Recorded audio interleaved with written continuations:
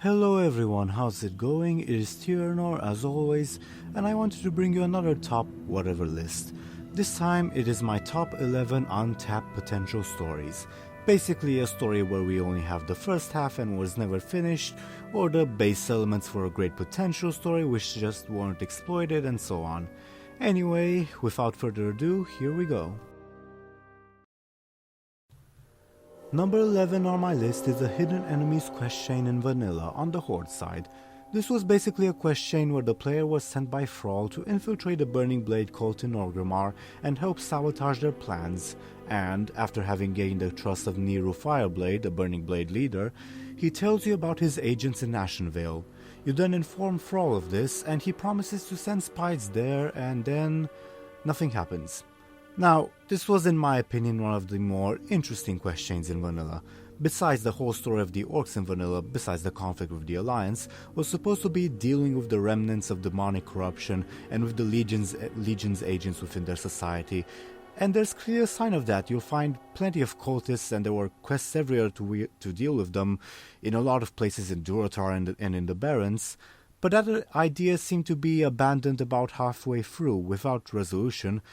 And the idea of the Horde being infiltrated from within by demonic agents was never really brought up again until Mists of Pandaria, when Garrosh executed every warlock in Orgrimmar. And that was supposed to be more of a representation of Garrosh's character rather than actually dealing with that storyline. So the Hidden Enemies questline would have made Vanilla's early game Horde story feel a lot more interesting, I feel. Speaking of vanilla, number 10 on my list is the Essence of Aranicus questline in vanilla. Basically, in vanilla, the sunken temple of Atal Hakar in the Swamp of Sorrows was filled with troll cultists and corrupted green dragons. The final boss was the leader of the dragons and one of Ysera's corrupted consorts, Aranicus. Now, when you killed him, he dropped an item called the Essence of Aranicus, which was basically his soul, which was later on replaced by the Essence of Aranicus trinket. He then offered you a quest to try to cleanse the soul of the Nightmare's corruption, resulting in a quick quest chain of about 3 quests, where you hand over the soul to a green dragon, then you travel to a spirit seeker who offers to help, followed by nothing. You're really better off keeping the blasted dragon soul as a trinket. At least whenever you used it, his agonized whispers could provide you with some sadistic humor. Aranicus' story was eventually continued in the Scepter of the Shifting Sands quest chain, although how that connects with the Temple of Atal Hakar quest is still ambiguous, really. Number 9 on my list is Gorgrond in Warlords of Draenor. The beginning part of the Zone storyline, at least on the Horde side, was kind of interesting, where you met with the Mad Laughing Skull clan and learned of just how primal and dangerous Gorgrond is. And after that you traveled to Taldor, completely ignoring the northern half of the Zone, at least for a while. Now I don't know what happened, but at least from the data mine files from the beta there was some pretty interesting stuff there, especially on the Alliance side. But as it stands in the live game, the Zone storyline is obviously unfinished, which is a shame since the conflict which lies at the basis of the planet Draenor, that of the Primals versus the Breakers, was supposed to be the base of Gorgrond's storyline, alongside dealing with the Blackrock orcs there. Right now there isn't really even a point story-wise in going there, except for perhaps for the Horde who tried to recruit the Laughing Skull clan, since the Foundry and the Blackrock forces there remain untouched until you reach max level. We are just suddenly dropped in to face them without any real setup. So, Gorgrond. Number 8 on my list is the Black Dragon Sibelian. He is involved alongside Rexxar for the Horde in the questline against Gruul's sons in Blade's Edge Mountains, and is all in all a very interesting character. Mostly because, despite being a black dragon, he doesn't seem to want to murder you.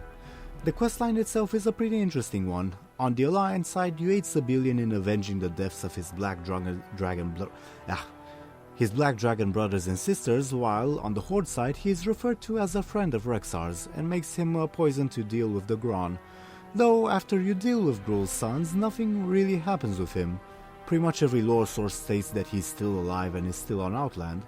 I think that now, especially with the existence of Wrathion, he could prove to be a very interesting part of the story. I think, for instance, it would be pretty cool if, for example, in Legion you had to obtain some special artifact of the Black Dragonflight, and the player has the option of aiding either Raffion or Sibelian in fighting it, sort of an Aldor versus Cry situation. Or, I don't know. I just really like Sibelian and I would like to see him again. And speaking of which, number 7 on my list is Outland after Illidan's defeat. As of right now, we have very little information with what happened to the planet after we raid the Black Temple. We know that Akama took over the building and is now slowly turning it into a holy place, and we supposedly know that the state of Outland is, quote, deteriorating. But there's so many possible story threads that could be expanded upon. What happened to the Ogres of Blade's Edge after we killed Gruul? Is the Legion still on Outland, and if so, how strongly? What happened to the surviving Fel Orcs other than the Dragonmaw ones? Really, in my honest opinion, Outland needs a revamp similar to what Cataclysm did for Azeroth, since, just like Azeroth, there are a lot of story threads that are just left loose. Number 6 on my list is Gilneas and the south of Lordaeron, the continent. Following the Cataclysm, most of the area was taken over by the Forsaken, except the Forsaken haven't accomplished their goals yet, since their plan was to gain a port town in Lordaeron, which they don't have yet. Meanwhile, the displaced Gilneans are sitting in Stormwind or on Teldrassil supporting the Alliance in their endeavors, but barely receiving any assistance in retaking their homelands.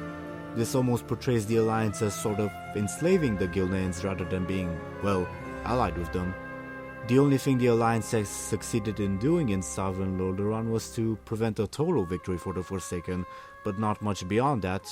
And while both factions have threatened to expand their efforts in the area, none of them have really.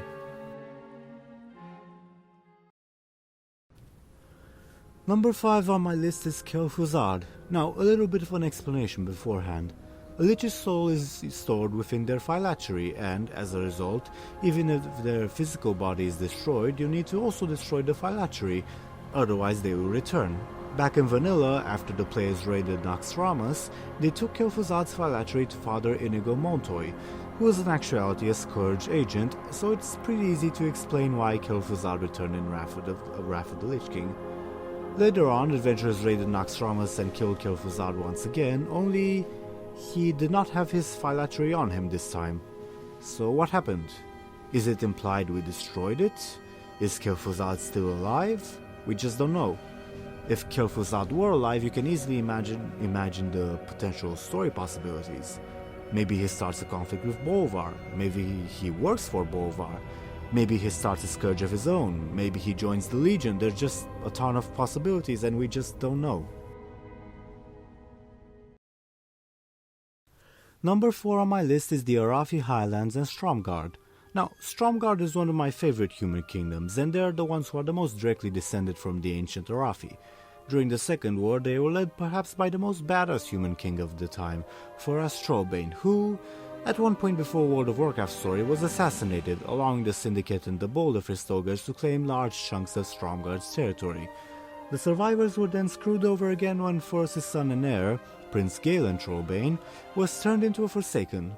However, hope still remains due to the existence of Danath Trolbane, Thoras' nephew. Stromgarde is such a huge story opportunity to have this old badass be great again and wage a massive campaign against the Forsaken and the other threats to his kingdom. While Stromgarde itself may be ruined, some of its people still survive, and if restored, it could be an excellent strategic point against the Forsaken. Not to mention that I just love to see the interaction between Danath and Galen. It is the ancient home of human statehood. It shouldn't just be forgotten. Number 3 on my list is Orgrim Doomhammer in Warlords of Draenor. Now, when Warlords was announced, we were promised to see the relationship between Durotan and Doomhammer stretched to the breaking point, and it was supposed to be one of the main points of Durotan's story. We could have seen this incredible badass, the alternative version of the orc who was so instrumental in the creation of the modern Horde that even the Horde's capital is named after him. Perhaps we could have seen him lead a splinter group of the Iron Horde whom he could possibly see as dishonorable. But no, instead he has a small fight with Durotan, and later on almost randomly turns against Blackhand, only to be very quickly killed by him. He doesn't even die in the cinematic, he dies before it.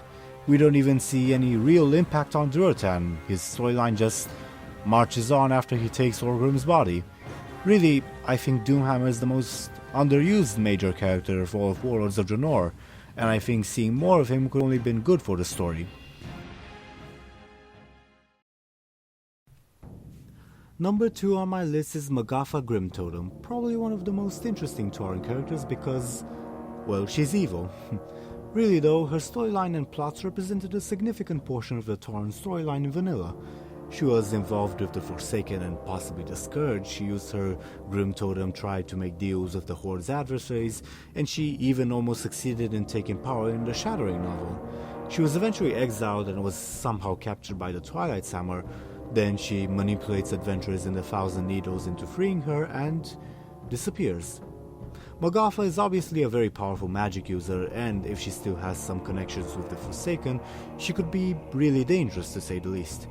I just really wish her storyline would be expanded upon, possibly even have a final heroic confrontation with Bane Bloodhoof, yet even as I say this I have no idea how they would include this story outside of a novel. So, Magafa Grimtotem. And number 1 is...